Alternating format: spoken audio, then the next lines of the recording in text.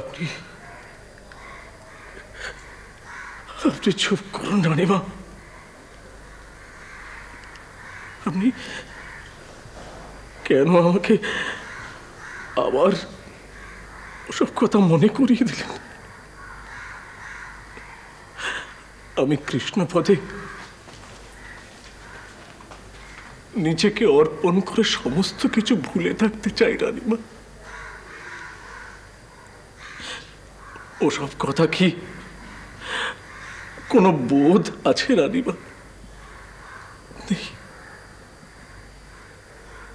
দেশান্তরে জীবিকা অর্জন করতে এসে আমি আমার ছেলেকে বলে দিয়েছি। আমার সেবা করাতে নিজের ছেলে চলে গেছে। আমার বুক ভেঙে গেছে।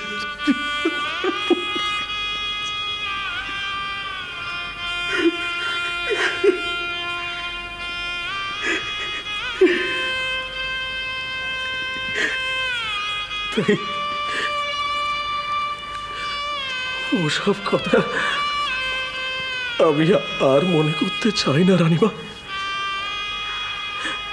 বাপ হয়ে ছেলেকে হারিয়েছি।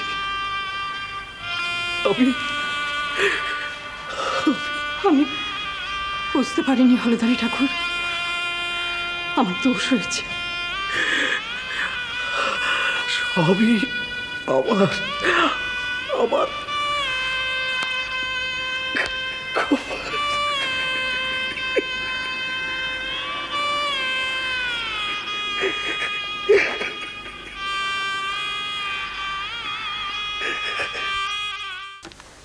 কি বলছো কি তুমি? আমরা সব ভোগ বাসনায় কবলিত? আমি তা বলিনি বাবা।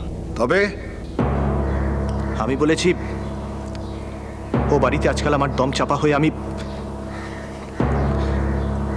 ভোগ বাসনার বাতাসে আমি শ্বাস নিতে পারি না, আমার কষ্ট হয়। তুমি কি আলাদা কিছু? আমি ঠিক বুঝলাম না বাবা। ও বাড়িতে তো আরো 5টা ছেলে আছে, তাদের তো কষ্ট হয় না? তাদের মধ্যে হয়তো বৈষয়িক বোধের যথার্থ উত্তরাধিকারী রয়েছে, আমার মধ্যে নেই। কি বললে তুমি? তাদের মধ্যে বৈষয়িক বোধের উত্তরাধিকার? আমি শুধু আমার ভাবনার বিশ্বাসটুকুই আপনাকে জানিয়েছি। এবার সে কথার আপনি যা অর্থ করবেন। আমি আপনার দিকে কোনো বিশেষ ইঙ্গিত করিনি। কবে এত বড় হলে ভূপালচন্দ্র?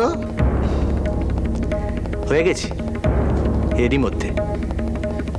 আপনার তো তাকিয়ে দেখার অবসর ছিল না। কিসে ব্যস্ত ছিলাম আমি?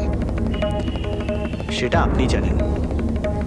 জমিদার বাড়িতে পুরুষ কর্তাদের দিনলিপি জানতে চাইবার অধিকার আর কারোর থাকার কথা নয়।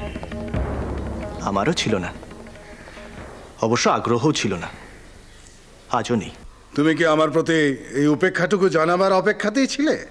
বাবা, এই কিসের শোধ? বলো, কিসের শোধ তুলছো তুমি? বলো। হ্যাঁ, মানছি যে জমিদারি কাজকর্ম, বিষয় আশয়, মন্দির এসব নিয়ে আমার 24 ঘন্টা ঠিক আর 5টা লোকের মতো কাটেনি। হ্যাঁ, দৈনিক ব্যস্ততার মধ্যে আমি অনেক সময় ঘরের মধ্যে তাকাবার অবকাশ পাইনি, কিন্তু তাই বলে আমি কোনো অভাব রাখিনি তোমাদের।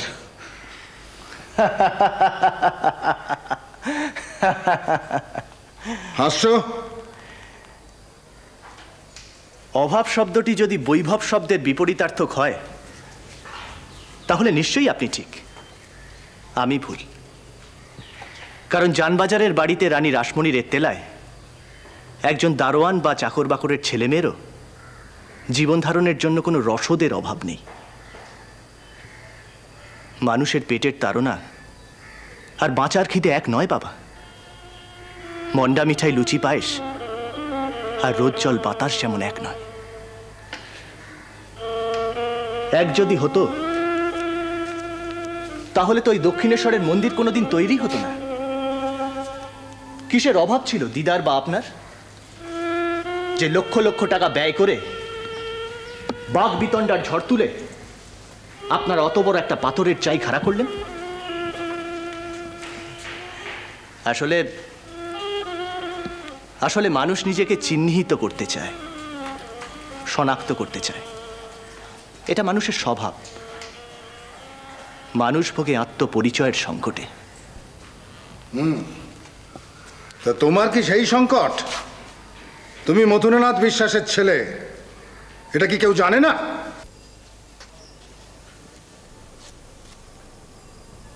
সারা কলকাতা কেন, সারা বাংলাদেশ জানে আপনি রানী রাসমণির জামাই। আপনার ওই পরিচয়টুকু কি আপনার কাছে যথেষ্ট বাবা? আপনার কি নিজেকে নিয়ে আর কোনো জিজ্ঞাসার অবকাশ নেই? তুমি কাকে কি বলছো? মধু,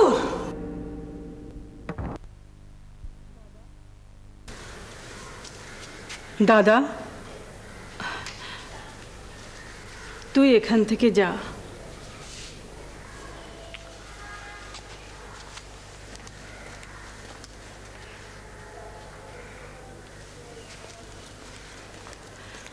মথুর, কোনো কারণে ওর মন হয়তো ঠিক নেই, তাইও এসব কথা বলে ফেলেছে। যত সব কষ্ট কল্পনা বিলাস। বাড়িতে আর 5টা ছেলের কার থেকে আলাদা ও? বরং মা মারা ছেলে বলে ওকে বেশি বেশি করে সবাই তোয়াজ করে, সেই সুযোগ নিচ্ছে। না না, তা নয়। আসলে ছেলেবেলা থেকেই ওর মনের চোরাকুঠুরিতে একটা অভিমান দলা পাকিয়ে আছে। হয়তো ওর অজ্ঞাতসারে কোনো অভাববোধ থেকে এটা জন্ম হয়েছে। কিসের অভাব মা? কিসের অভাব আপনি বলতে পারেন? যে বাড়ির শাসন উপেক্ষা করতে শুরু করেছে। ওকে ছোট বার করে বলে দিয়েছে যে মন্দিরে না আসতে। ও সে কথা শোনেনি।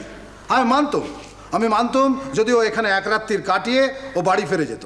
ওটা করেনি। এখন বলছে ও জানবাজারে যাবেই না, ও এখানেই থাকবে। হ্যাঁ, এ কথাও আমাকেও বলেছে। মা, আপনাকে একটা কথা জিজ্ঞেস করি। আপনি কি এটা কখনোই মনে করেন না যে ছোট ওর গর্ভধারিণী মায়ের শূন্যস্থান পূরণ করার চেষ্টা করেছে? হ্যাঁ করেছে, কিন্তু পারেনি। উৎসব, আনন্দ, শোক, দুঃখ এসব তো কামার পুকুরে আমাদের কারো একার ঘরে আসে না ধনী। বুঝলুম। তা এবার কি হলো? ছেলে যে ফিরে এলো, কই সেই উৎসবে তো আমাদের ডাক পড়লো না বামুন গিন্নি। এসব এখন ছাড়ো না কামান্নি। তেপান্তর পার করে ছেলেটাকে শিওরে পাঠিয়ে দিয়েছে। কেন গো? সেখানে কোন পুণ্যি ধুলো উঠছে যা আমাদের এই কামার পুকুরে নেই? ভারী সায় না তুমি না? গদাইকে আমাদের থেকে আড়াল করার ফিকির শুধু। কেন গো? কারণটা কি?